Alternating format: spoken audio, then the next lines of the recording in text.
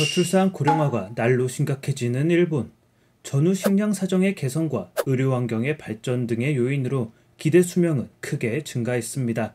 지난 10년간 저출산 고령화 현상은 예상을 뛰어넘었고 연금제도 붕괴, 국민의료보험의 고갈에 가까워집니다. 이를 개선하기 위해 70세가 넘는 사람을 대상으로 30일 내에 안락사 방법을 선택해야만 합니다. 충격적인 이 법안은 2년 뒤 시행을 앞두고 있습니다. 첫 해에는 이미 70세가 넘은 노인까지 이 숫자에 들어가므로 2,200만 명, 그 후에는 매해 150만 명이 이 법안으로 목숨을 잃게 될 운명이었죠. 주인공 도요코는 시어머니를 모시고 사는 평범한 가정주부입니다. 55세의 나이로 70이 넘은 시어머니를 살뜰히 살핍니다. 하지만 시어머니의 폭력성은 날이 갈수록 높아만 집니다. 집안에서 넘어지는 사고 후 자리보전을 하게 되었는데 법안 발의 전만 해도 재활치료에 열심이었습니다. 하지만 법안이 가결되자 그녀는 치료를 포기했습니다. 사소한 것 하나하나 트집잡는 시어머니를 감당하는 것이 쉽지만은 않습니다. 더 큰 문제는 이들의 가족. 남편 시즈오는 전형적인 셀러리맨 타입입니다. 바깥 일은 열심히 해 돈을 벌어오지만 집안 문제는 언제나 아내에게 떠넘기곤 했습니다. 딸 모모카는 시어머니 모시는 걸 도와달라는 어머니의 얘기가 떨어지기 무섭게 분가를 선택합니다. 이렇다 할 직장도 없었지만 할머니를 케어하는 게 싫어 방을 잡고 일을 찾아 나선 것이었죠. 아들 마사키는 인류대학을 졸업한 엘리트입니다. 대기업 입사 후 3년이라는 시간을 보냈지만 인간관계를 이유로 퇴사를 택합니다. 자신의 학력과 경력을 믿고 퇴사했건만 재취업은 쉽지 않습니다. 계속되는 낙방에 그는 자신감을 잃고 히키코모리로 전락해버립니다. 모두가 가족의 문제를 외면하는 동안 이 문제를 떠안을 수 있는 사람은 도요코로 한정됩니다. 그녀는 시어머니의 뒷바라지서부터 남편과 사는 이 집의 모든 집안일, 분가한 딸의 취업 소식, 방에 틀어박힌 아들의 끼니 걱정, 모든 것을 총괄해야만 했습니다. 그런 그녀에게 70세 사망법안 가결 소식은 양가적 감정이 들게 합니다. 날로 포악해지는 시어머니의 잔소리를 들을 시간이 2년 남았으니 잘 버텨보자는 감정. 또 한편으로는 시어머니의 삶이 허무하게 져버린다는 것. 그리고 자신의 최후도 그리 멀지 않았다는 것에서 오는 감정이었습니다. 하루는 남편이 희망퇴직 신청 소식을 알립니다. 가족과 시간을 더 보내고 당신의 어머니를 돌보는 데 사용할 거라 생각했던 도요코의 예상은 보기 좋게 빗나갑니다. 그는 오랜 친구와의 세계 일주를 위해 1년여의 시간을 투자할 것임을 선언합니다. 간신히 이성의 끈을 붙잡고 가정을 위해 버텨오던 도요코의 인내심이 한계를 넘어서는 순간입니다. 그녀는 망설임 끝에 가출을 택합니다. 당연히 도요코네 집은 난리가 납니다. 당장 시어머니의 병 간호, 기본적인 집안일, 마사키의 식사 모두 담당할 사람이 없습니다.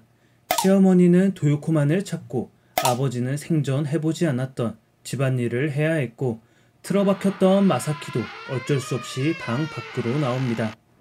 이들은 자신들이 해야 했지만 외면했던 집안일을 분담해야 했습니다. 동시에 어디로 간지도 모르는 어머니를 찾아야 했습니다. 70세 사망법안이 가결되고 불어닥친 거대 태풍을 이 가족은 무사히 넘어갈 수 있었을까요? 그리고 깊이 간직한 이들의 문제들은 어떻게 해결되었을까요? 제목에서도 알 수 있듯 소설의 주제는 아주 과감하고도 자극적입니다. 모든 사람이 70세가 넘으면 안락사를 당해야 한다는 것. 고령화 사회에 가장 빨리 진입한 나라이자 노령화가 빠르게 일어나고 있는 일본 사회의 특수성까지 고려해 볼 때 이 이야기는 허무맹랑한 상상력이 만들어낸 글이 아니라 사회 문제를 정확히 꿰뚫고 있음 또한 금세 알 수 있습니다. 그리고 이 이야기는 이웃나라인 우리나라에게도 날아와 박힙니다. 고령화 진행 속도 전 세계 1위를 기록하고 있는 나라. 책에 나왔던 연금제도 붕괴, 의료보험 고갈 등 모두 우리나라가 겪고 있는 문제이기도 합니다. 이를 타개하기 위해 우리나라 역시 다양한 방법을 논의해보고 있지만 뾰족한 수는 없습니다. 아주 기초적인 사회복지적 관점에서의 지원, 혹은 공동체 의식 강화 등의 이야기를 하고 있으나 뚜렷한 대책이라고 할 만한 것들은 여전히 부족한 상황이죠. 그래서인지 이 소설 속 이야기가 너무 깊게 박혀들었습니다. 그 누구도 아닌 우리의 이야기. 언젠가 벌어질 먼 미래의 재난이 아니라 이미 시작된 불행의 계단을 오르는 이야기였기 때문이죠. 다만 진지한 주제에 비해 소설 속 분위기는 무겁지 않습니다. 조금은 우스꽝스럽게 그들이 처한 현실을 보여주고 우왕좌왕하는 정치인들을 묘사함으로써 분위기를 계속해서 환기시킵니다. 사회고발 성격의 사회파 소설이 아닌 오락소설로 적힌 만큼 읽는 사람의 기분이 다운되지 않게 하려는 작가의 섬세한 요소 배치가 도드라지는 부분이었습니다. 따라서 주제만 보고 우울할 것 같으니까 읽지 말자 라고 생각하셨다면 그런 걱정은 넣어두셔도 될 것 같습니다.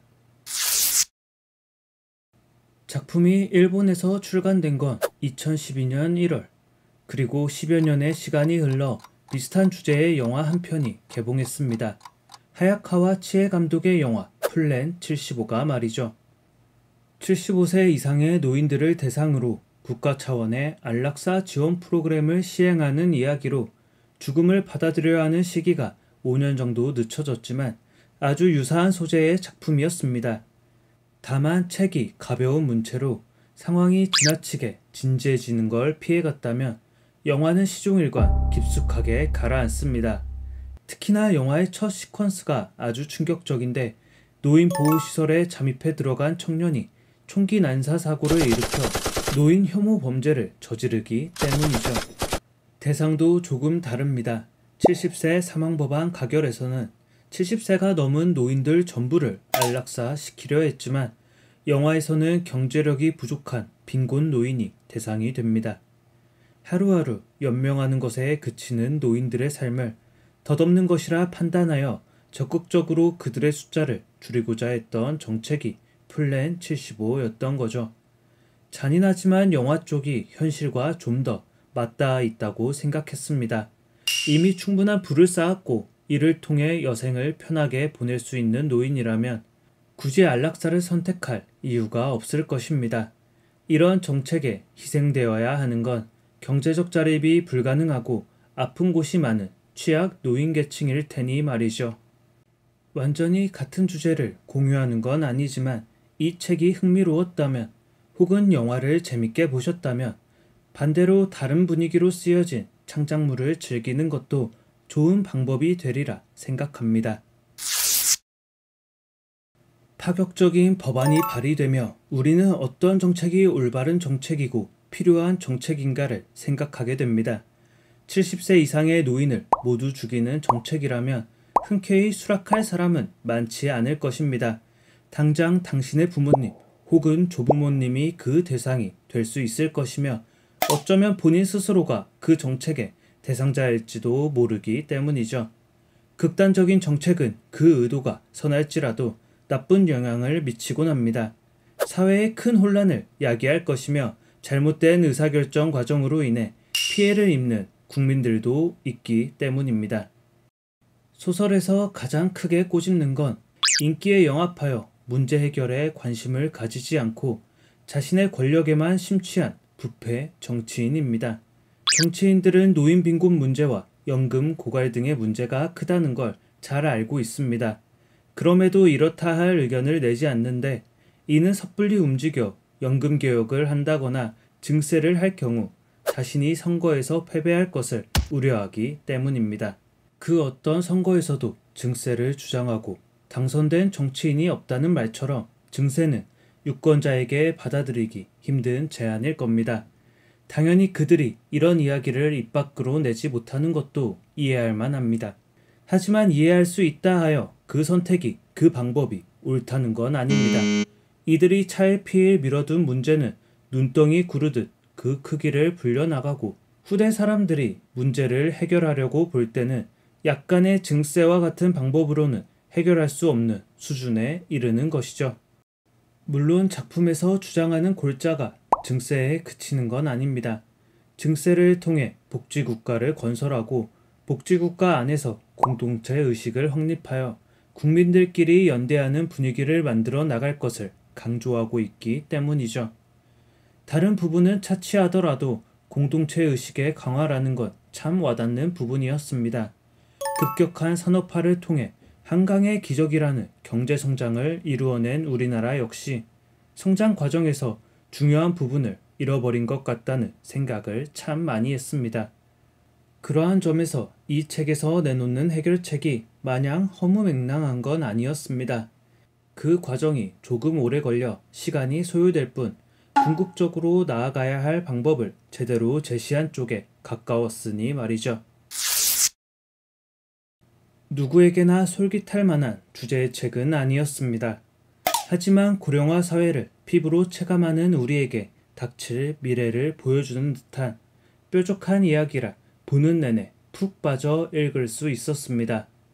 어려운 주제에 갇혀 따분한 이야기만을 제시하는 방법서가 아니라 힘든 상황 속에서도 극복해 나가는 등장인물들을 위트 있게 그려낸 작품인 만큼 너무 어렵다는 생각은 접어두고 이 책의 재미에 빠져보는 건 어떨까요?